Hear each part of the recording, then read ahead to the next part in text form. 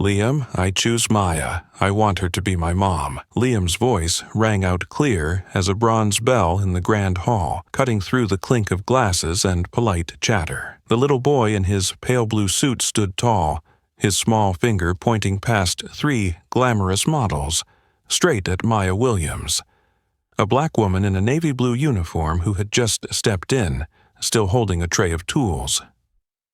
A few gasps escaped. The chandeliers cast a cold light over Maya's brown skin, glinting on the damp marks from cleaning water on her hands. "No, Liam." Michael Harrington's voice cracked like thunder, shattering the room's conversations. "That filthy maid will never be your mother." A frozen silence fell. The 3 models glanced at each other with mocking smiles. Brooke, in silver, gave a sharp sniff. "She cleans toilets, Liam. Do you think your late mother would approve?" Vanessa, in emerald, leaned in, voice dripping with scorn. "Look at her. Grease on her hands, dust in her hair. You want a woman like that teaching you how to be a gentleman?" Scarlet, in deep red, smiled like a blade. "She came from the mud, and she'll stay in the mud. Her mother probably scrubbed floors on her knees, too." Maya gripped the tray handle tighter, her eyes darkening. She had heard words like these all her life, in hallways, in elevators, behind smirks. But when they dragged her mother into it, something cracked in her chest. She stepped forward, her voice low but firm. "Don't talk about my mother, and don't ever speak about the people I love that way." Laughter rippled back. Scarlet drew out the word noble like a taunt. Liam stepped closer, his eyes reddening. "Dad, don't talk to Maya like that. She's my family." "Enough." Michael snatched a crystal glass from the table, yanking it off its linen and hurled it. The hiss of air was followed by a sharp crash. Glass exploding against Maya's temple, water splashing, shards scattering in the light. She staggered, hand to her head, warm blood seeping between her fingers. "Get out of my house," Michael roared, his face flushed. "You're fired. Pack your things and be gone before morning." Liam cried out, "No! She's my mom." Michael dragged his son toward the stairs. Guests lowered their heads, pretending not to see, parting like water. That night in the gilded bedroom, Liam buried his face in the pillow, sobbing. "When I was sick, when I couldn't sleep, Maya was there, you weren't." Michael stared out at the city lights. "Go to sleep, this is over." His voice clanged like cold metal. The next morning, the winter sun poured silver across the lawn. Liam wandered aimlessly through the garden to the thinly iced lake. He sat at the stone edge, kicking at pebbles. One misstep, crack, the ice gave way, and black water swallowed him. His scream was snatched away by the wind. Maya heard it. She didn't think. She ran. Her boots tore through frost-crusted grass. She plunged into the water, cold knifing into her lungs. A tiny, flailing hand, she grabbed his wrist, yanking hard toward shore, straining every muscle in her back and shoulders. The ice ripped wider. The water stabbed like needles. "Hold on to me," she gritted, pushing her back to the bank, dragging Liam into the mud. When Michael arrived, Maya was kneeling in the sludge, wrapping her coat around the shivering boy. Liam buried his face in her shoulder, sobbing. Time, power, last night's words, all shattered in Michael's eyes. The truth hit him. It wasn't uniforms or elite approval that mattered. It was the arms that were there when he wasn't. His voice cracked.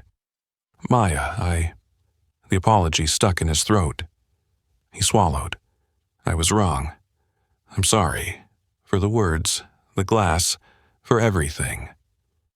In the warm kitchen there were towels, ginger tea, and bandages. Maya pressed a wrap to the gash on her temple, blinking against the steam. Michael set down a cup of coffee, his heartbeat clumsy like a teenager's. "I want you to stay, not as the help, but as Liam's full-time caregiver, fair pay, benefits, days off, and the respect you deserve. Maya met his gaze. Not for the money, Mr. Harrington, for respect. If I stay, Liam must be protected from the looks and words like last night's, even from you. Michael nodded, each word a vow. I promise. No one, including me, will treat you like that again. Liam sniffled, eyes bright. You'll stay, right? Maya smoothed his wet hair. If you want me to. Michael gave a small nod. I do. The house, once cold as a museum, warmed, through the kitchen, through the smell of baking, through the small hug of a boy who'd just been returned. That afternoon, snow rimmed the windows. The grand hall was unusually still. Staff moved quietly, as if afraid to disturb something fragile. Upstairs, Liam slept soundly, clutching his stuffed rabbit. Maya sat in the chair beside him, a gentle guard, the white bandage peeking from her hair. Downstairs, Michael canceled the board meeting. He wasn't leaving the house that had almost cost him his son. When an old friend, a retired judge, dropped by, Michael simply said, I've seen my own reflection. The friend smiled wearily. Children see past pride. Don't waste the chance that boy just gave you. Night fell over the city. In the small dining room, for the first time in years, the three of them sat together on a weekday. Liam asked to hold hands before eating. Michael cleared his throat. Liam, I'm sorry for yesterday. I was wrong about Maya. She's staying, not just to work, but because she belongs here as family. Liam grinned. Maya smiled, her eyes misty. Thank you, Michael, she said, dropping the mister like unlocking a door. Outside, the city blazed bright. Inside, hope, something no contract or stock could buy, returned, glowing like a small oil lamp in a snowstorm. The next morning, winter sunlight poured into the kitchen. Patricia Crane, the PR specialist with a knack for putting out fires with ice, walked in holding a tablet. Breaking news, she said. The security camera at the lake caught Maya saving Liam. Someone leaked it. It's trending. Bad for your shark image, Michael, but good for your human image.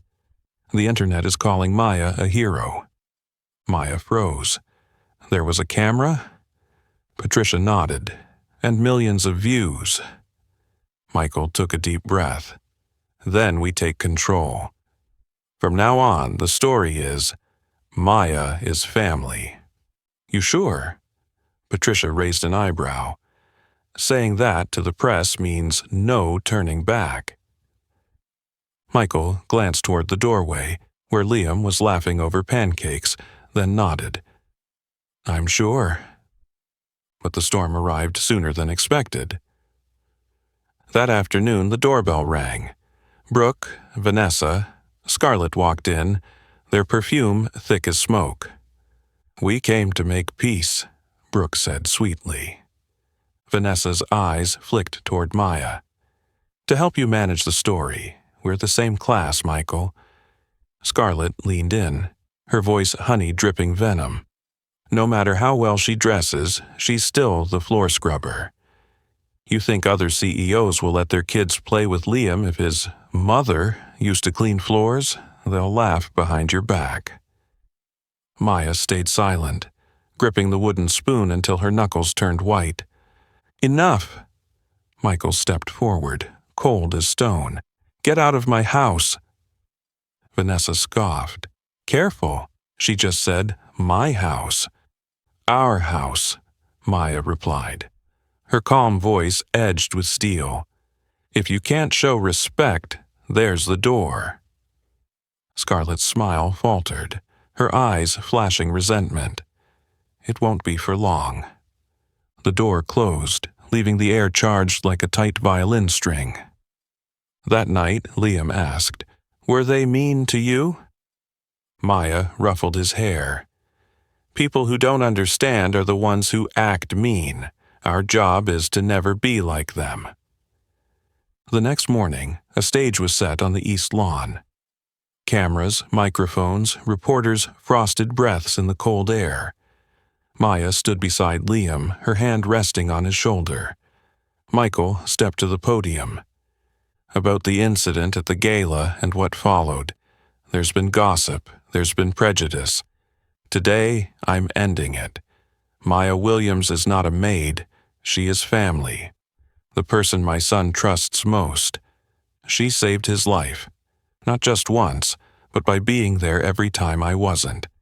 She will stay here with full respect and protection. Anyone who can't accept that can leave my life. Flashbulbs popped.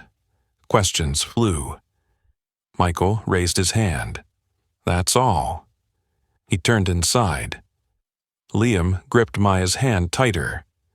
In that moment, she felt as steady as if she stood on the foundation of this home, not as staff, but as someone who belonged.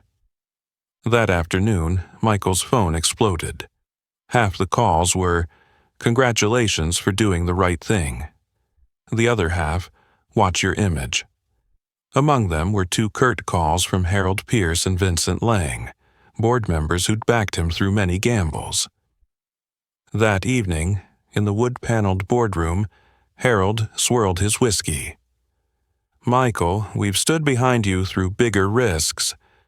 But elevating a maid to family in front of the media, this is not how you run a corporation." Michael cut in, voice icy. "She's not a maid. She's the person who saved my son's life." Vincent leaned back, voice smooth as oil. "We're not discussing her character. We're discussing risk assessment. You're turning a private matter into a political statement. Wall Street hates blind spots." Michael planted his hands on the table. "If this company doesn't stand on principle, I'm not sure I want a seat in it." The meeting ended with vague promises and eyes counting votes. Outside, Michael exhaled a plume of cold air. The decision was made, and the cost would come. That night, Denise Carter, a short-haired investigative journalist, knocked on the mansion door. "I have something you need." In the living room, she placed a USB on the table. "Vincent is running a smear campaign. They're going to dig into Maya's past, twist every detail to fit the story of climbing for money and a danger to Liam." Maya stiffened. "What do they think they'll find?" Denise met her gaze. "They don't need the truth, they need a frame. And they're building it." Michael gripped his coffee cup handle. "They won't print a single word." Denise shook her head. "They will, unless you get ahead of them. Not with another press conference, but with proof of who's pulling the strings." Michael immediately called Roland Hayes, an old startup friend and a sly cybersecurity expert. "I need every digital trail. Money transfers to tabloid reporters, emails, texts." Roland shrugged. "If there's dust, I'll blow it off." For the next few days, Maya kept her usual routine with Liam, reading in the library, watering plants in the greenhouse, but the phrase, "What will they dig up?" kept gnawing at her mind. On Tuesday afternoon, the streets were swarming. Maya walked Liam to the car after buying craft supplies for a school project. A shrill voice called out, "Maya Williams?" A man with a camera grinned greasily. "Care to comment on the rumor you're more than just a nanny?" Snap! A flash exploded. "Some say you've been plotting since the day you set foot in this house." Maya shielded Liam's shoulder, ushering him into the car. "I don't owe you an answer." The door shut, but his voice slithered in after them. "We'll find out anyway." In his study, Michael heard the account, his anger glowing like embers under snow. "They're escalating," he told Roland. "Good," Roland smirked. "The reckless leave big footprints." 3 nights later, Roland returned with a folder. Recovered emails, payment records to a sleazy tabloid writer, and text instructions to that very paparazzo. The source? A contact linked directly to Vincent Lang. Michael turned each page, his gaze growing colder. Enough to sink him. Maya stood in the doorway, equal parts relieved and uneasy. This was no longer just a battle over reputation, it was a war. The next morning at 9 o'clock the plan went live. Patricia coordinated the exclusive article, lawyers on standby. 9:02, the first story dropped. 9:10, the ticker lit up across the web. 12 o'clock, Vincent went on live TV, calling it all fabricated. The host smiled and read aloud an email from the folder. Vincent froze. Public opinion flipped. But that afternoon, a black SUV pulled up at the gate. Michael stepped out. The window rolled down. Vincent, eyes bloodshot, voice hoarse, spoke, "You think you've won? You've left me with nothing, and a cornered man doesn't play by the rules anymore." Michael stood tall, calm as stone. "You've been breaking the rules since you came after my family." Vincent glanced toward the mansion, smirking. "Family? Call her whatever you want. She'll be the one to drag you under. Remember my words." "I'll only remember." Michael leaned closer to the window, voice low. "That you threatened the people I love." The SUV shifted gears and rolled into the sunset. In the hallway, Maya asked, "What did he want?" Michael looked into her eyes. "To scare me, but he's the one who's scared." Maya shook her head slightly. "Men like him don't back down. We'd better be ready."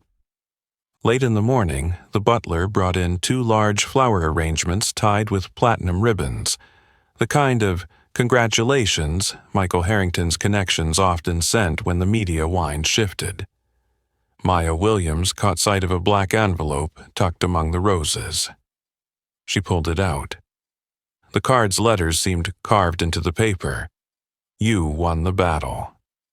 The war is still mine." The red ink bled like a knife slash. Michael read it with her, his jaw tightening. "Vincent Lang," he muttered. "He's probing the fence, testing how we react, who's allowed in, who gets blocked." Michael called Roland Hayes. "I want eyes on him 24/7, phone, meetings, unusual spending." Roland's smile was thin. "If he so much as twitches, I'll hear his bones creak." Then Michael turned to Patricia Crane. "I'm done playing defense. Let's flip the board. Make him overconfident, push him to overreach on camera." Patricia understood immediately. The charity gala this weekend, reporters everywhere, cameras wall to wall. If he tries anything, we'll have witnesses and a paper trail. "You want me to be the bait?"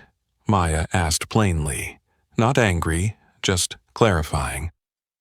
Michael shook his head. "Not bait, the centerpiece, and I'll be right beside you. The plan. You come with me. Roland covers the press room. Patricia handles our trusted editors, lawyers on standby. Anyone who touches you, we pin it on Vincent." The gala night arrived. The historic hotel glowed under chandeliers, mirrored ceilings scattering 1,000 points of light like falling stars. As Michael and Maya strode down the carpet, murmurs rippled. "That's her, the one who saved the boy. The billionaire making the nanny family." Maya kept her back straight, her hand resting lightly on Michael's arm. Liam was home, safe under reinforced security. In the foyer, greetings came, half polite, half probing. A female executive leaned in, voice low. "You look lovely tonight." Her smile had the sharpness of a kitchen knife. Maya offered a polite, measured smile and moved on. Near the bar, Vincent Lang emerged as if stepping from shadow, hair slicked, whiskey glass in hand, eyes sliding over Maya with practiced calm. Michael tilted his head, whispering, "Don't approach." Let him come. 15 minutes later, he did, smiling like glue. "Michael, Maya, enjoying yourselves?" Michael's reply was clipped. "We are." Vincent ignored him, fixing on Maya. "You've dressed up tonight, almost convincing." "Convincing enough to stand here as a guest," Maya said evenly, "and apparently important enough for you to walk over." Vincent leaned in. "You're playing a dangerous game." "The difference," Maya's voice stayed steady, "is that I'm not the one who got caught cheating." A sudden commotion cut through the music. Near the doors, 2 security guards were pinning a man to the marble floor. His camera skidded away, memory cards scattering like silver rain. Roland appeared from nowhere, his voice low and firm. "He's on my list, a paparazzo who sells scandal." And he held up a phone, screen lit with messages. "Paid to plant staged photos in the press room tonight." Michael turned to Patricia. "Call the police, and call the editors you trust." In the skillfully managed chaos that followed, Vincent stepped back, his smile gone. "Enjoy the night," he said smoothly before melting into the crowd. Maya felt her heartbeat quicken, but Michael's hand squeezed hers lightly. "We're fine." Police arrived. A report was filed on the spot. Messages copied, the camera sealed as evidence. Patricia whispered, "Tonight, we don't have to speak. Let the truth do it." On the way home, city lights blurring past the window, Maya leaned her head back and exhaled. "He won't stop," she said. "I know," Michael replied. "But every time he acts, he leaves a trace. And when he doesn't act, then he's watching," Michael said, "and that's when it's most dangerous." The next morning, headlines aligned. Former board member linked to attempted gala scandal setup. Morning news loops showed Vincent leaving the ballroom, jaw tight. Public opinion swung hard in one direction. Patricia allowed herself a rare smile. This one hurt him. But Michael didn't relax. Handing Maya a coffee on the veranda, he said, "When you wound a hunter, he's more dangerous. He'll look for angles we won't expect." Maya was about to answer when she noticed a glint in the pale blue sky, small, metallic, too still to be a bird. She squinted, a chill running down her spine. "Michael," she touched his shoulder, "do you see that?" Above, a speck hung motionless, like an unblinking eye. Breakfast suddenly tasted like metal, and the war had officially moved into the air. "It's not ours," Michael said the moment his eyes followed Maya's pointing finger. He quickly dialed Roland Hayes. "Unauthorized drone overhead. I want it down before it's out of range." 20 minutes later, Roland arrived with a jamming rig. He opened the case, powered it up. In the distance, the metallic speck gave a sudden shudder, then tilted and fell somewhere beyond the north fence like an insect struck mid-flight. Michael shrugged on a coat, speaking fast. "Stay inside with Liam," and took off with Roland toward the crash site. They came back carrying a sleek black quadcopter with an HD camera mounted underneath. Roland exhaled. No memory card, he was streaming live. Maya swallowed hard. From up there, he saw everything? Roland's face was flat. Everything. Michael set the drone on the kitchen counter, his palm pressing into the stone surface as if to anchor something in place. "He's not just looking," he said. "He's probing for cracks." That night, security patrols were doubled. Infrared sensors lined the fence, vibration alarms fitted to the windows. Liam sensed something was different, clinging to Maya more, asking questions she could hardly answer. Are the bad guys looking for us? She smoothed his hair. If they are, we already have a plan. 2 nights later, near midnight, the crash of metal from the east gate shattered the silence. The alarm system screamed. Michael hit the intercom. "Maya, lock Liam's door and don't come out." Holding the boy tight against her, Maya strained to hear the heavy footsteps pounding downstairs. From an upstairs window, flashlight beams slashed across the lawn like spears of light. 10 tense minutes later, silence. Word came. They'd caught a hooded man cutting the gate lock. In his pocket, a USB drive. In the security room, Roland plugged it into an isolated system, watching the screen. Encrypted, could be files, could be a trap. Michael didn't speculate. He called the police, handed over the suspect and the evidence, filing a report that night. "This is a message," Michael told Maya after Liam finally drifted back to sleep. "He's pushing us to the edge, until we slip."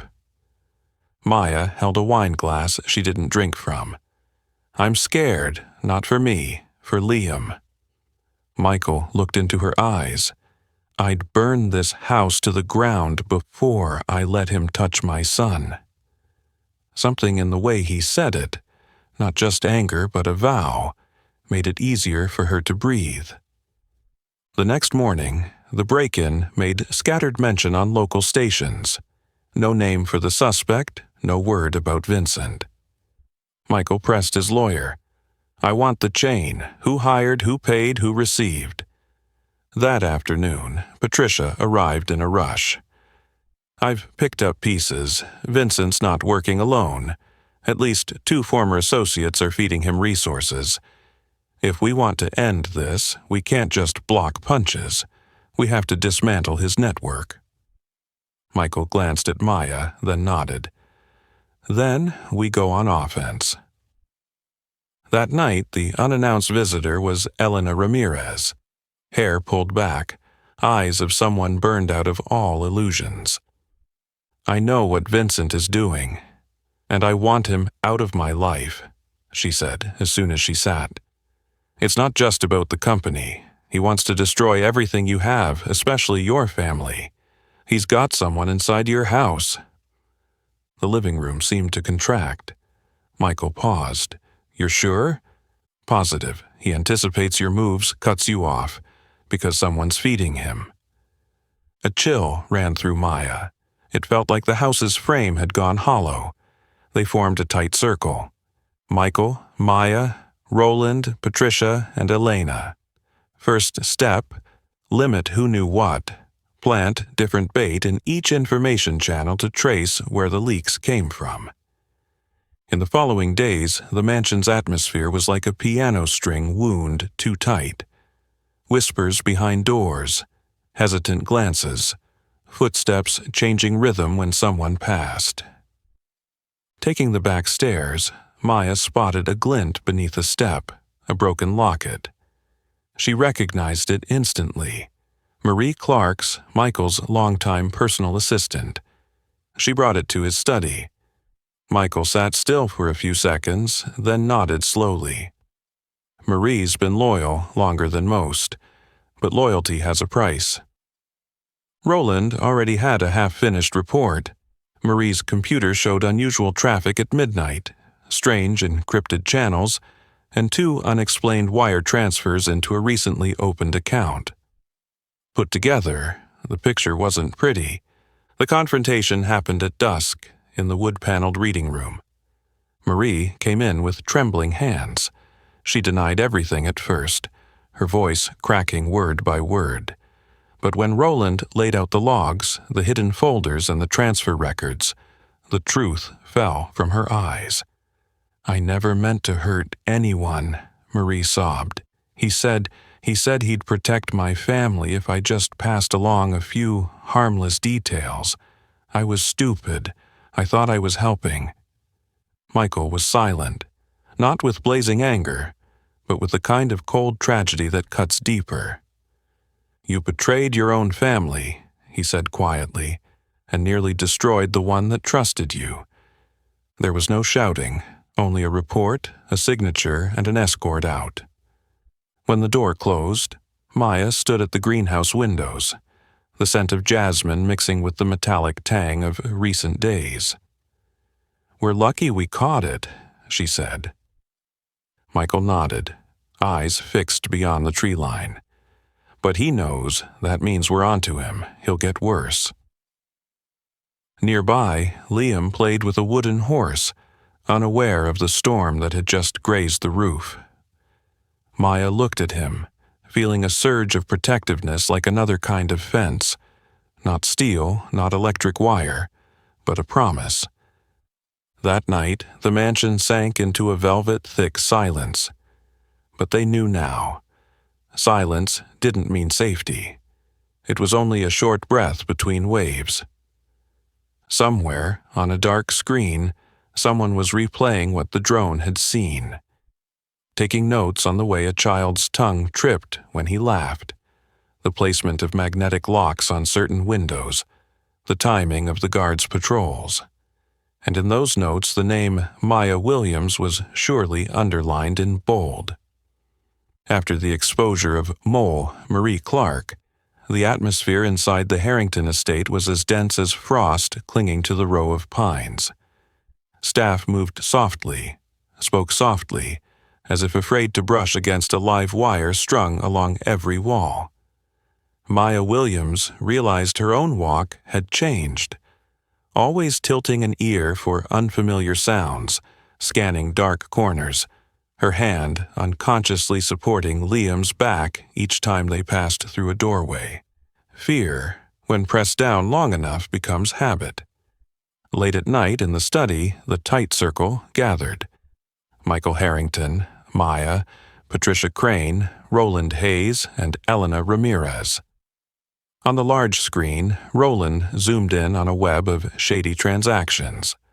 Arrows of money looped through shell companies, crypto wallets, and straw accounts, all pointing to a black dot, a warehouse near the docks. Elena tapped her pen. Vincent uses that place as a hub, moving weapons, encrypted drives, and coordinating cyber attacks. Every night, shipments in and out. Michael's question was immediate. "Plan?" Roland pointed at the layers of cameras, sensors, and guard shifts. "Approach from the east blind spot. Loop the cameras for 7 minutes. We need someone recording inside the operations room." Elena added, "Vincent's right-hand man will be there tomorrow night. If we catch him talking, it's enough to get a broad search warrant." Patricia interjected, "And if we wait for the warrant before going in, he'll clear it out. 2 steps, capture evidence, and call in the police at the exact moment." Maya looked at Michael. "You don't have to go in yourself." Michael shook his head. "I'm going. I've been absent from too many important moments in my son's life. I won't be absent from the moment I protect this home." Their eyes locked for a beat. No more needed saying. Night fell, the city pulling its coat of lights tight around its shoulders. The black SUV slipped through misted streets toward the docks. Roland in the front seat, clutching his toolkit. Elena in back, flipping her fake ID. Michael driving, eyes on the road. Maya beside him, hands folded on her knees. The composure of someone who had long since chosen to stand rather than run. The warehouse rose like a mute concrete block. Sodium lights cast a sickly yellow across the cement. Roland murmured, "Go." He plugged in his device, and the camera feeds unfolded on the screen. The blind spot yawning open like a curtain drawn back. They slipped between stacked containers, cut through a plastic barrier, slid under a truck to avoid a sweep, then pressed along a brick wall scarred with peeling paint. Maya could hear her heartbeat alongside the metallic pops of cold steel expanding. The side door yielded with a soft pry. The smell of grease and old iron hit them. Inside, shelves stacked with crates bore false labels, some lids ajar to reveal static-proof wrapped drives and disguised weapons. At the hall's end, a glass-walled office hung with a drawn curtain. A man's voice leaked out, low, sharp. "Push the leak on Maya. Hit the child endangerment angle. Meanwhile, stage a security incident at the east gate to draw police away." Vincent Lang. No, mistaking it. Elena leaned in, planting a mic. Roland mounted a microcamera on a steel beam. Michael and Maya counted silently. 1, 2, 3, lock. The next lines poured into memory like drops of black rain. The money's moved. The mole's gone. Plan B, burn. Maya met Michael's eyes. The word burn circled in her head like a moth around a flame. Burn what? A faint creak behind them froze the air. A guard had returned early, ahead of Roland's timetable. The flashlight beam caught Maya's legs. "Who's there?" he began. But Roland lunged, striking his flashlight arm with an elbow, his other hand sealing the man's mouth. In a flash, Maya kicked the flashlight away, Michael pulling them both into shadow. The silence was heavy as lead. Then an alarm wailed. Not for them, but because a truck outside had dropped its load. Still, a siren is a siren. The glass office door opened. Vincent stepped out, eyes narrowing, sensing the night's rhythm had shifted. Roland whispered, "Can't hold it. Trigger." He pressed the panic button, sending the emergency signal to the police liaison waiting blocks away. Michael strode forward, blocking a deputy with a clipped order. "Cops are coming. Sit down." The man's reflex was to draw a weapon. Maya seized a steel pipe, slammed it into his wrist. The weapon clattered to the floor. Elena swung the camera toward him. "Repeat the plan. Now." In the distance, sirens grew louder, streaks of red and blue cutting the night. The glass office was empty. Vincent gone like smoke, leaving behind a still steaming coffee cup. "He's got a tunnel," Roland muttered, still relaying positions to the incoming police. The main door burst open. A wave of uniforms flooded in. "On the ground! Hands up!" Vincent's men scattered, some dropping weapons, others tackled mid-run. A detective grabbed Roland's mic, replaying Vincent's voice from the recorder. More than enough to charge him. When the warehouse stilled, they stood in a sea of flashing lights. Patricia's voice came over the phone, fingers tapping keys. "Exclusive runs in an hour. His network just cracked." Michael looked at Maya. No dramatic embrace, just a small nod, the kind people give when they know the night's victory is only temporary. Back home, Liam was asleep, arms still around his wooden horse. Maya sat by the bed, listening to his steady breathing while the sea wind still rattled the memory's window panes. Michael leaned on the doorway. "Thank you," he said softly. Maya smiled, tired. "We're only back to the halfway mark." Michael nodded. "Tomorrow, he'll try to burn something." Maya's eyes moved to the family portrait on the wall, her hand tightening into a fist. "Then, let's burn our fear first." Outside, the night receded, but small sparks had already been scattered in each of their minds. The word burn, Vincent had dropped, refusing to die out, a signal that his next strike was already chambered. The morning after the raid, the sun rose late, pale gold like a sickly patient. The gate guard brought in a plain cardboard box with no return address. Under the new protocol, they screened it for bombs, scanned for traps. Nothing triggered. Michael opened it with gloves. Inside was a single piece of blackened, twisted wood, like a charred finger bone, and a scrap of paper scrawled with, "This is what comes next." Maya felt her stomach drop a level. Last night they had stripped Vincent of some of his best operatives. This morning he answered with something you could see, smell, touch. No longer a vague threat, this was fire. Patricia arrived within 15 minutes, talking into her phone as she came in. "We're going to set the narrative before he does. Images of the warehouse, the reports, police statements, those go into the main story. As for this piece of wood, it goes into the legal file, not public yet." Michael nodded, but his eyes stayed on the charred fragment. The word burn from last night seemed to have broken loose from the dark and walked into the house in physical form. By afternoon, Detective Marcus Harris, the lead investigator on the warehouse case, stepped in with a thick case file. He opened it immediately, no small talk. "We've connected Vincent's warehouse to cash flows running through several mid-tier political organizations and a private investment fund. On the surface, it's sponsorships and consulting contracts. Underneath, it's laundering and coordinated stock pushes and drops benefiting a few of your competitors." Michael's fists tightened. "So it's not just Vincent?" Harris nodded. "It's a network, and the light you shined on it last night made some shadows shift. That's good for us, but dangerous for your family. They'll try to scare you into turning the lights off." When Harris left, Elena pulled Michael and Maya aside. "I've got a lead looking to jump ship from Vincent before he goes down. Name's Carl Benson. He knows about the payoff accounts used to get certain officers to misfile reports." Michael checked his watch.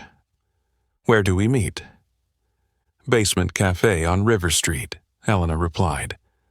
Patricia cut in, "Meet him if you must, but don't take Maya. Too risky." Maya's mouth curved slightly. "I'm not sitting at home while people decide how to protect my son." Michael exhaled. "We go, but we take 2 cars, 2 entrances." The cafe's basement was dim, the strong scent of roasting coffee like a sensory shield. Carl Benson, gray coat, sleepless eyes, waited, hands restless. He's got people in a few security departments, just to delay files, not erase them. And he's got someone inside your company, high enough to know the big plays. Carl slid over a USB. Chat logs, payment schedules, and he glanced at Maya, a name, Gregory Hale. The air tightened. Hale, Vice President of Strategy, the man who'd once helped Michael through a brutal deal. Maya's voice was low, a high-level mole. Back home, Roland immediately quarantined and decrypted the USB, the logs unspooled, internal meeting schedules appearing in Vincent's chat threads before they happened, board resolutions hitting the exact pressure points in leaked articles, security upgrade plans feeding into bait discussion groups, all from a gold source, icon of a steaming coffee cup, GH. No doubt left. The confrontation with Gregory Hale took place in a small boardroom, only 4 people present: Michael, Gregory, Patricia, and the company lawyer. Michael opened his laptop, projecting onto the wall, chat lines, transfer orders, call logs. Gregory tried to stay calm, but his eyes couldn't leave the coffee cup icon. "Michael, this is a setup," he said. Michael didn't raise his voice, just one question, low and heavy. "For how much?" Silence hung.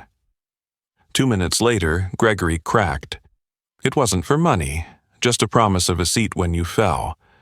I thought it was harmless intel." "There's no such thing as harmless intel when it puts a child in the crosshairs," Patricia said, her tone cold. Gregory's shoulders slumped. "I'll cooperate, for immunity." The lawyer nodded. "Full disclosure, sworn statement. In exchange, we'll recommend leniency to the investigators." Gregory opened his personal data vault. Vincent's emails, a shadow payroll, a list of journalists-fed stories, even a map of people who could influence certain nodes in the local security apparatus. The network's X-ray came into focus. Vincent was just a loud node in a much bigger web. Meanwhile, Liam's day-to-day life was upgraded into an operation. Maya rearranged school runs, hired a trusted driver, coordinated security into 2 rings. She taught Liam how to spot strangers and set a password rule for anyone claiming to pick him up. "If they don't say the right word, you don't go," she reminded him. Liam repeated it back instantly, serious as a drill.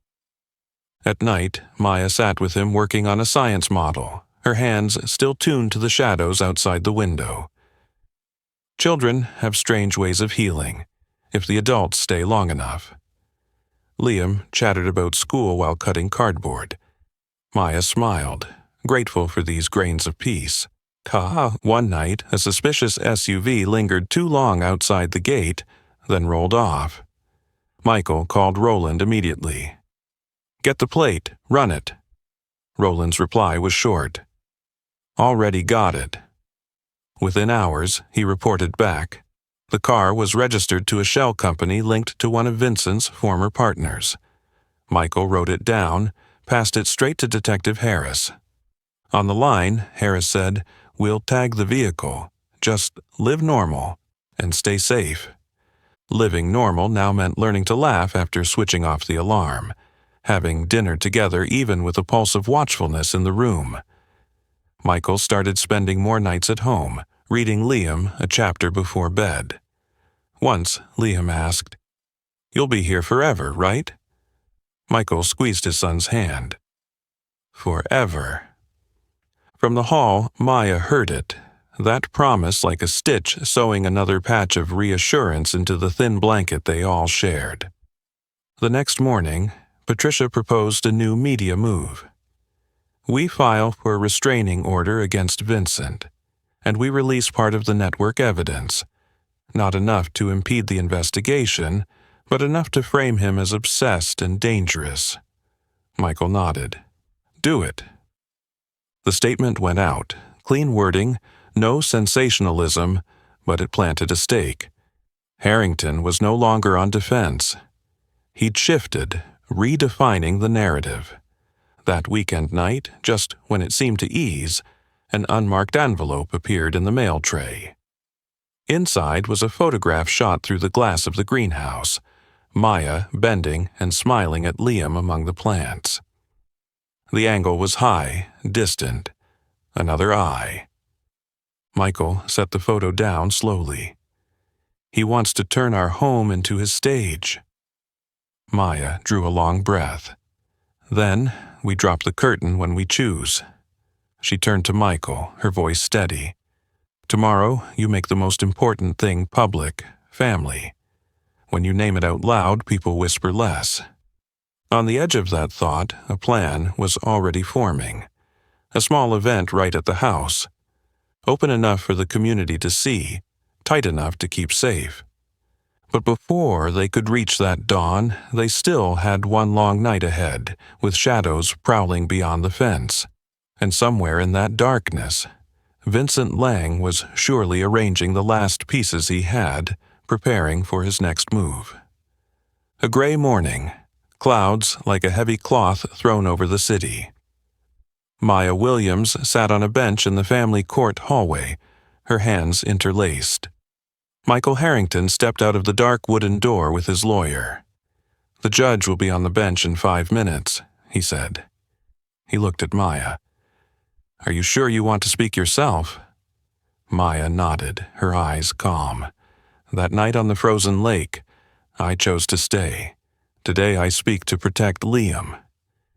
In the courtroom, Detective Marcus Harris summarized the rescue video, the black envelope, the hidden photo, the illegal drone, the intruder, the charred wood. Maya stood, her voice steady. "Anyone who sees us as a target needs to understand one thing. Liam is a child. He needs a home without prying eyes and threats. We've had enough." The judge nodded, gavel tapping lightly. The court grants a temporary restraining order against Vincent Lang and his representatives within a 300-yard radius of the victim and the Harrington residence. Any violation will result in immediate arrest. A breath left the room like a bowstring releasing. Leaving court, they had no time to celebrate. Patricia Crane hurried over with her phone. Inside tip, Harold Pierce just called an emergency board meeting this afternoon. They want to force you into temporary leave for being distracted. Michael's mouth twitched, not quite a smile. "Fine. Let's walk straight into the den." The boardroom was dim, wood-paneled, curtains half-drawn. Harold folded his hands. "Michael, this is about the company's stability. The press, the police, court orders, all of it keeps you from focusing." Several members nodded, their eyes avoiding his. Michael laid a folder on the table, opening to the page with Gregory Hale's e-signature. Confession, money flows, leak channels. "Distraction isn't from protecting my family," he said slowly. "It's from some people here forgetting the meaning of the word principle." Harold kept his tone smooth. "No one is saying you're wrong about family, but the market wants calm." Michael drew a breath. "If the market demands silence in the face of threats, the price is our ethics. I won't sell that." He glanced at the screen. Photos of the dockside warehouse, police reports, the restraining order. "Anyone voting for temporary leave, put your name in company history today. In 10 days, I'll call a shareholders meeting and release all of this." The room went so still it seemed sound had been drained away. A normally neutral director cleared his throat. "Perhaps we postpone the vote." Harold gripped his pen, his polite smile a shade too tight. By late afternoon, mist gathered in the air. Liam came home, chattering about the volcano model from science class. Maya laughed, helping him mix vinegar into baking soda. The tang of vinegar briefly covered the tension hanging in the house. That night, just as security changed shifts, the greenhouse heat alarm blared. Michael and 2 guards rushed out, sprinklers already drenching a small fire, licking the eaves of the east side shed. On the grass, a gas can rolled, its fumes stinging the air. Maya clutched Liam in the doorway, the morning's charred wood now a real smell, a real crackle. The fire was out in minutes. Roland Hayes arrived, photographing the scene, lifting a strip of tape from the can. Print trace, wiped, but the east trail cam might have caught a shadow. Detective Harris pulled up, patrol car lights washing the eaves. He looked at the can, the scorch marks. "A drill. He's testing your reaction time." Michael's eyes were sharp, "and I'll test his back." That night, Maya tucked Liam in, taking a music box she'd once repaired from a drawer. The wooden lid creaked open, releasing a small, warm tune. "Will the fire come into our house?" Liam whispered. Maya pressed her forehead to his. "No, because our house has many people watching, and we have a password only you and I know, Starlight. If someone doesn't say it right, you don't go." Liam nodded firmly, his eyelids softening with the melody. Downstairs, Michael sat with Patricia, Roland, and Elna at the kitchen table. The yellow light pooled faintly on the wood. Patricia laid out a 2-track plan. Legal. Extend the restraining order. Fast-track Gregory's file. Coordinate with prosecutors. And narrative. Selective interviews. Controlled appearances. Emphasis on child safety and adult responsibility. Roland added the technical track. "I want to set Canary traps, dummy documents, each with a unique digital signature on separate channels. If there's another leak, we'll know who." Elena spread out a rough map of Vincent Lang. remaining associates, his favorite escape routes, 2 bars he frequents. He's contracting. A wounded animal will bite at the softest part. Michael nodded. The softest part isn't Maya or Liam, it's our fear. As of tonight, that has no ground left. The next morning, the court approved turning the TRO into a longer temporary order, with GPS requiring Vincent to appear when summoned. Patricia's team fed the media just enough. Measured, calm, but enough for the community to see the line drawn. In the kitchen, Maya stuck a small note on the fridge. "Don't burn yourself to warm the room." Michael spotted it by chance, a half smile tugging at his mouth. Then we opened the windows for light. The idea of a community garden day flickered in his mind. But before that could come, they had one more thing to clear: the shadows. Night fell again, silent as a windless lake. At the eastern tree line, a small red blink. An embedded camera eye in the brush. From the security room, Roland caught it first. "Got an IR return. I have coordinates." 3 men in black scaled the fence, caught the moment their boots touched ground. In one man's pocket, a hand-drawn map of the garden, a red square round the greenhouse, where Maya and Liam often spent their afternoons. Michael looked at the paper, his chest tightening, then settling into a cold block of resolve. "All right," he said. "The next round is ours." At dawn, Roland Hayes finished building the Canary token matrix, 3 fake sensitive documents, each seeded with a different deliberate typo, each distributed through a separate channel: internal email, a secure signal group, and a folder with access for only a handful of people. One was a fake Liam travel schedule with an entirely fictional route. One was a memo of security weaknesses listing non-existent sensors. And one was a draft press conference strategy with a made-up editor's name. "Whoever bites will know the IP address, the time, and the path," Roland said, voice dry as steel. By noon, the first bird sang. The token in the security weaknesses memo was pinged from a cheap VPN, then bounced through a rented server in Florida belonging to a shell company Elena recognized instantly. "Sergeant Caldwell, mid-tier muscle for Vincent," she said. Patricia allowed herself a tactical smile.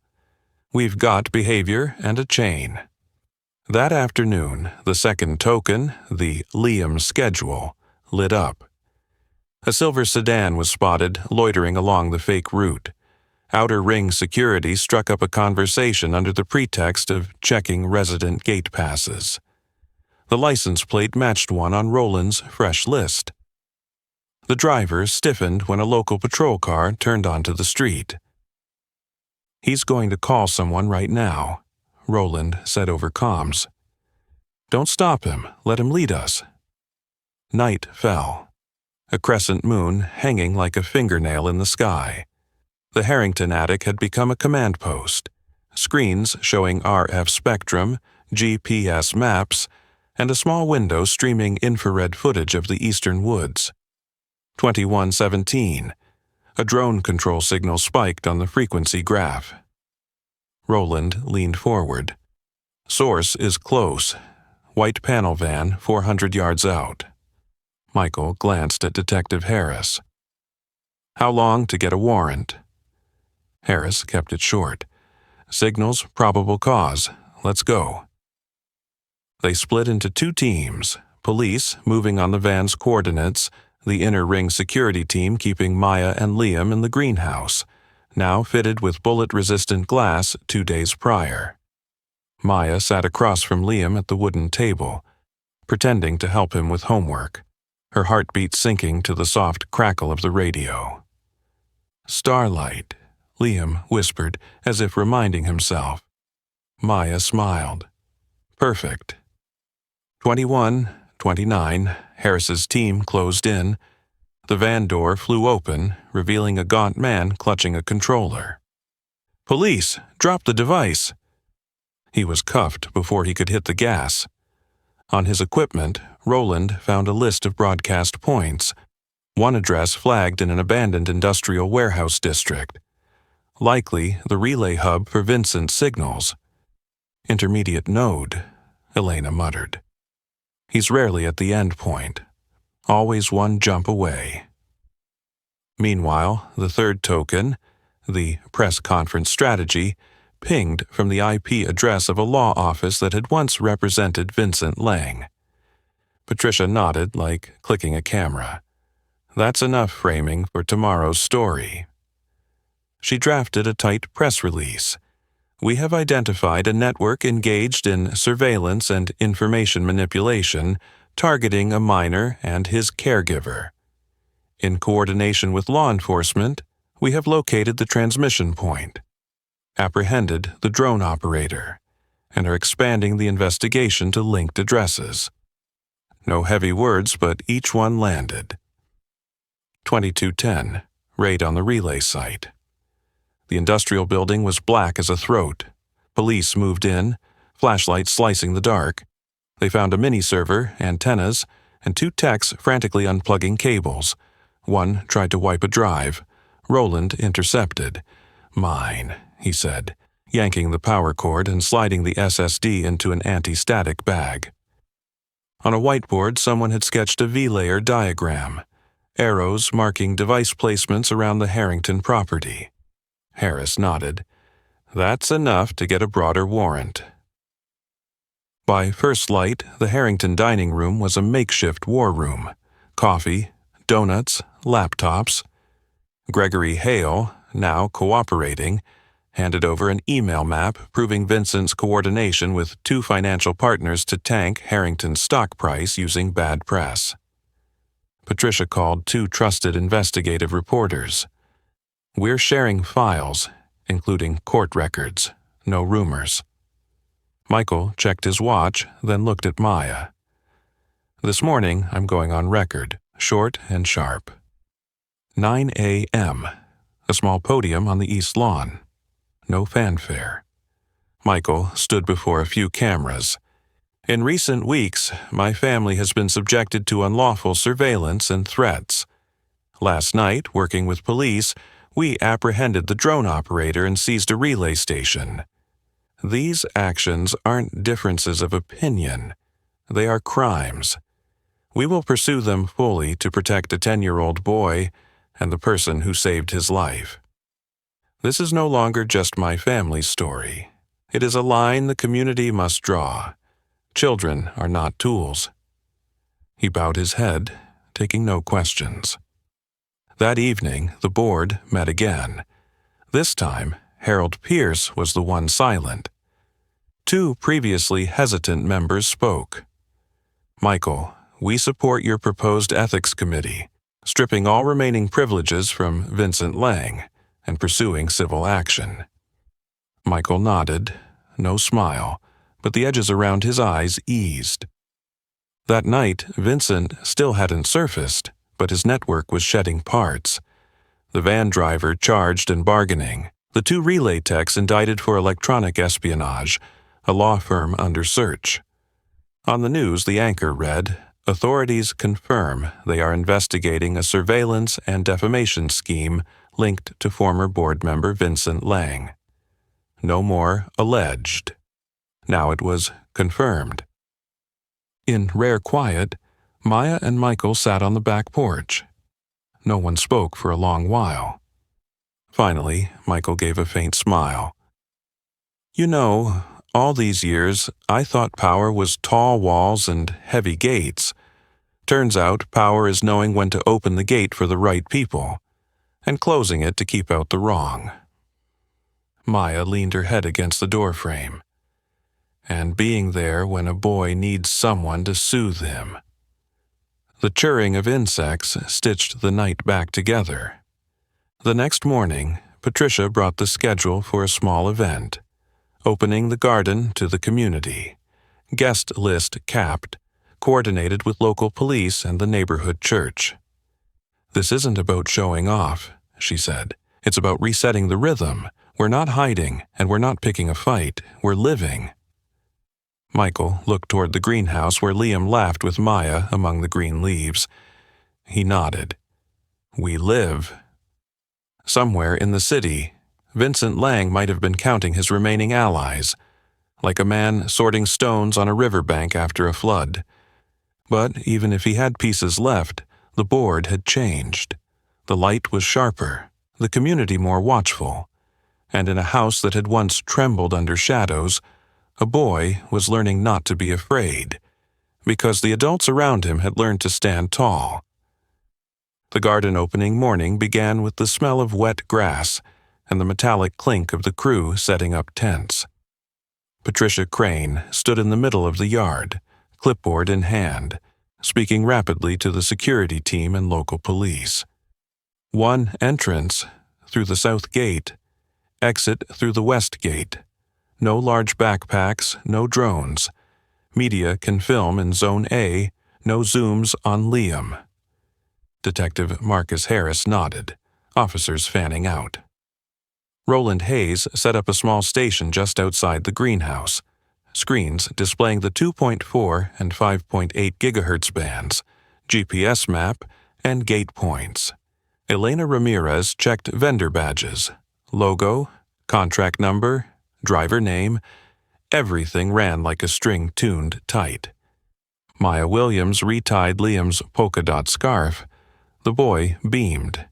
Can I show my friends the rose garden? Maya bent to his eye level. Yes, but remember the password? Liam grinned. Starlight. Good. Her worry stayed hidden beneath her smile, like a dagger tucked in a boot, present but unseen. The stream of guests began to flow in. Neighbors, charity representatives, a few credentialed reporters, children darting across the lawn. Michael moved among them, shaking hands, asking questions, listening more than speaking. For a fleeting moment, the house that had been a fortress felt like a home again. Then issue number 1 arrived. A utility truck from Bright Sky Utilities pulled up by the temporary power station. Elena glanced at her list, frowned. Bright Sky changed their logo in 2022. His jacket has the old one. She signaled security. Where are you headed? The man in the hard hat pointed toward the electrical room.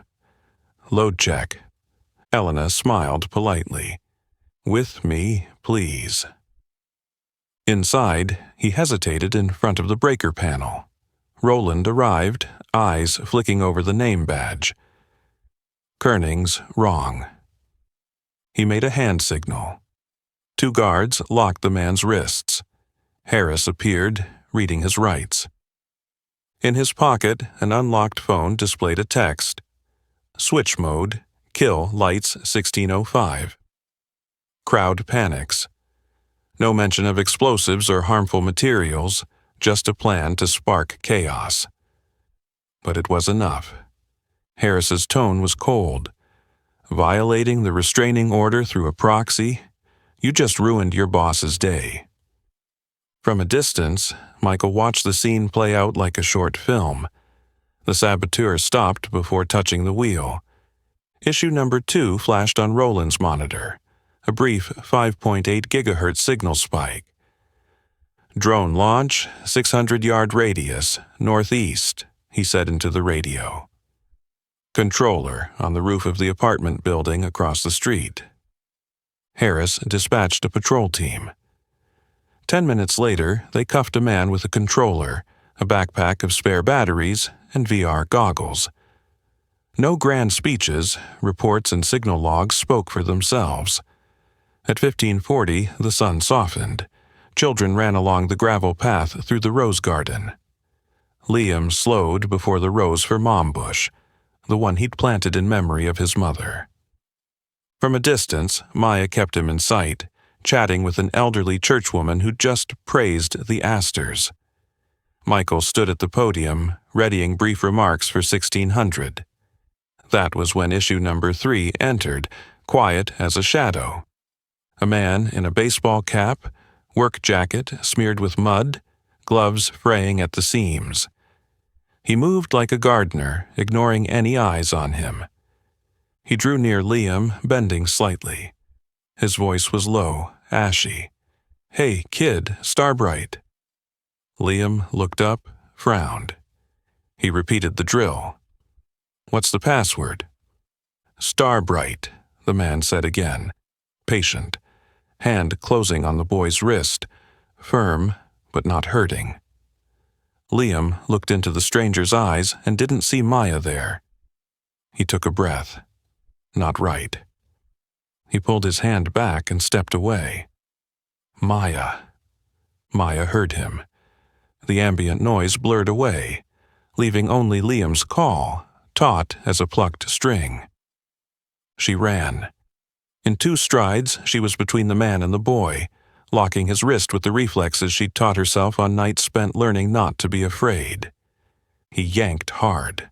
Maya shifted her stance, dropping his center of gravity onto the gravel. Michael vaulted from the podium. Vincent. 2 syllables like stones hitting the bottom of a well. Not surprise, only the cold of recognition. The cap was low, but the eyes were unmistakable. "Restraining order. You're in violation," Michael said, keeping enough distance not to become the defendant. Harris was already there, cuffs clicking shut before lifting the cap. The face was gaunt, cheeks hollow, but the mouth still curved into an unpleasant smirk. "You open your home to everyone. I'm just one of the everyone." Maya stood in front of Liam, unblinking. Missing one word, respect. Harris read the rights as a few scattered claps broke from guests unsure what to do with the adrenaline. Vincent turned his head, throwing one last line at Michael. "You've burned every bridge." Michael's reply was clipped. "Bad bridges have to burn." In 20 minutes, Patricia had the scene reset. "Ladies and gentlemen, thank you for your cooperation. The incident has been handled. Program continues in Zone B." No panic, no chaos. Just people holding each other's gaze a little longer before choosing to trust daylight over the shadow of a baseball cap. The afternoon slid by, golden light spilling across the greenhouses. Liam held Maya's hand tight. "I said not right," he whispered. Maya smiled, eyes stinging. "You said the truest thing in your life." Michael came beside them, crouched to Liam's level. "I'm proud of you." The boy nodded, then asked, "Dad, are we still keeping the garden open?" Michael looked at the sparkling field of flowers. "I think we should even more." As the sun touched the tree line, Michael stepped to the mic. "Thank you for coming today," he said evenly. "We opened these gates because we believe home isn't just walls and locks. Home is people, those who enter with respect." Today, there was one person who didn't know that word. The law will handle the rest. We will keep living. Applause spread like a soft wave. Somewhere, a youth band's acoustic set resumed, stitching the mood back to its steady rhythm. That night, when the last guest left, Harris called in. Lang's being processed at the station. With the active restraining order, the garden camera footage and the password testimony, we've got a strong case. Also, from the SSD at the relay site, prosecutors have the payment schedule for the surveillance network. His game is over. Michael thanked him, hung up. He looked at Maya. Neither said victory. Too loud a word. They listened instead to the quieter sound of a heartbeat slowing. On the windowsill, the music box lay open, its melody dripping like honey. Liam leaned on Maya's shoulder, eyes closing. In the garden's corner, the rose for mom bush swayed gently in the breeze, like a woman nodding at sunset, reminding those who remained. Keep the home warm.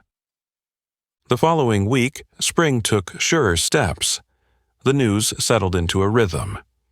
Vincent Lang held without bail, awaiting trial on charges related to surveillance, obstruction, conspiracy to manipulate information, and violating a restraining order. 2 associates indicted under electronic espionage statutes, the implicated law firm searched and its license temporarily suspended. The Harrington Board approved an independent ethics committee, formally removed Lang from all roles, and launched civil action to seek damages. Harold Pierce no longer spoke of temporary leave. Instead, he proposed a responsibility before power charter for the entire executive team. Michael nodded, his face still taut, but the edge in his eyes softened. At home, small things changed first. Liam's nights grew longer, less interrupted by sudden waking when wind rattled the door. Maya no longer sprang up at every gust alert. Her hand still rested on the blanket, but no longer in a fist. Michael learned to be home for reading time, not glancing at his phone when Liam asked an oddly profound question. Why do roses have thorns? To remind us not to hold too tight and forget to see the flower, Michael answered, and realized the reply was for himself as much as for his son. One afternoon, Patricia arrived without her tablet. "You've got 2 choices," she said, sitting on the porch step. 1, close the gates and live quietly in a fortress. 2, open them the right way, set the rules, set the lines, and lead. Both have risks, but only the second one makes meaning. Michael gave a tired smile. "You just write the tagline for my life?" "It was already there," Patricia shrugged. "I just read it out loud."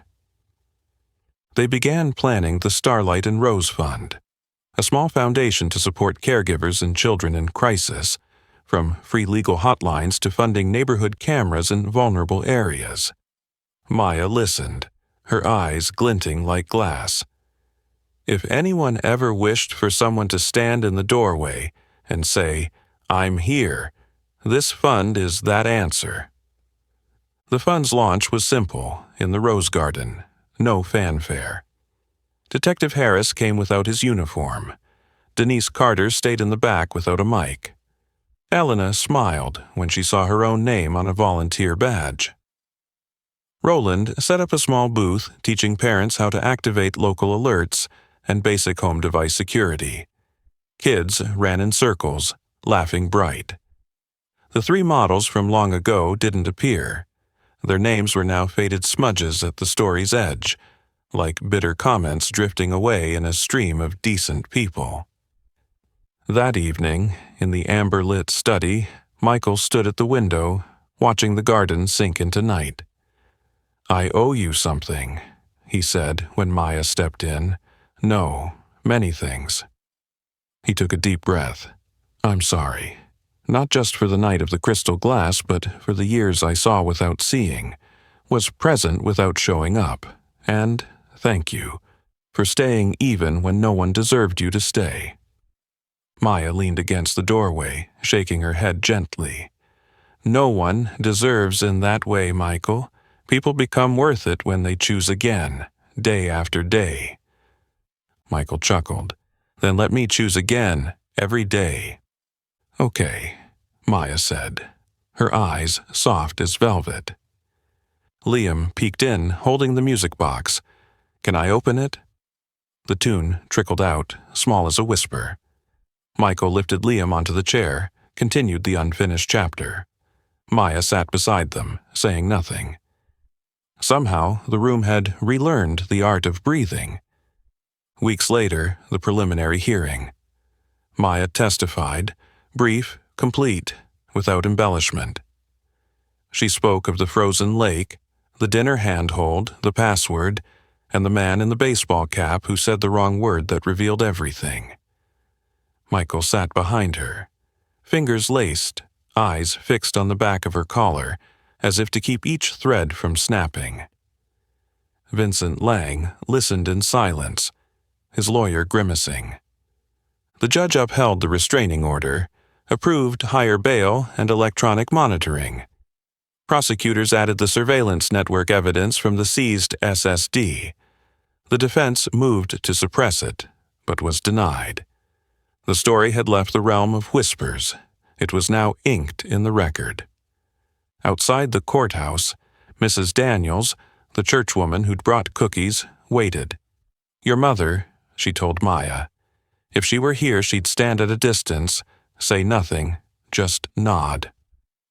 Maya hugged her, suddenly feeling 18 again, working night shifts and believing the world would always be cruel. No, the world stayed cruel long enough that you had to do something. And sometimes it got a little better because of patient hands. That sunset, Michael and Maya went into the garden with Liam. The boy held a young rose plant, its roots wrapped in dark soil. "I'm planting a new rose," Liam said, "and I'm naming it Starlight." They dug a small hole, placed the plant, patted the earth. Michael rested a hand on his son's shoulder. "You know, some roses bloom late, but when they do, the whole garden changes scent." "Like our house, Dad?" Michael smiled. "Like our house." Night came, the wind through the pines sounding like someone shuffling old memories. Patricia texted, "The responsibility before power charter passed. Press is welcoming it." Roland sent a photo of his Garden Day security booth with the caption, "The kids taught me how to use my phone. I taught them to turn on 2FA. Elena messaged, "Tomorrow I start the new job, running the fund. Harris." Finally, a case I'm proud to tell my daughter about. Maya stood by the window, looking out over the dew-wet lawn. Michael stepped closer, close enough for breath to almost mingle. "There's a note you stuck on the fridge. Don't burn yourself to warm the room," he said. "I think it's time to open the window for the light, like you said." Maya tilted her head, smiled. "The window's already open, Michael. You just heard the wind for the first time." Upstairs, the music box sang again. Liam dozed, clutching his stuffed rabbit. Outside, the newly planted starlight swayed gently, learning to breathe with the garden. No applause, no fireworks, just the slow steps of 3 people leaving the window, turning down lights, leaving behind a warm house. A house that now knew power wasn't thicker walls, but a wider heart. Not silence in the face of wrong, but standing tall against it. Not the cold blood of shattered crystal, but the warm tremble of a music box in a child's hands. The next morning, sunlight spilled through the glass roof. Liam ran to the porch, pointing at the new rose. "It's growing." Maya looked, feeling a steady beat in her chest like a clock's measure. "Yes," she said, "and so are we." And somewhere, the man who once thought he could control everything was learning the lesson he'd long refused. When people choose each other every day, the dark has nowhere to store its dreams. Here, in this garden, family had been redefined. Not by blood, but by presence. And that, it turned out, was the most enduring power of all. After everything Michael, Maya, and Liam had lived through, from the frozen lake to tense standoffs to the meaningful garden day, their story closed on one clear truth. Family is made of presence, love, and respect, not just blood or power. And you, if you were in this story, would you stand up to protect what you believe is right, even under pressure and danger, as Michael did? Share your thoughts in the comments. I'd love to hear your perspective. If this story resonated with you, don't forget to like, share to spread the message, and subscribe for more moving, inspiring stories to come.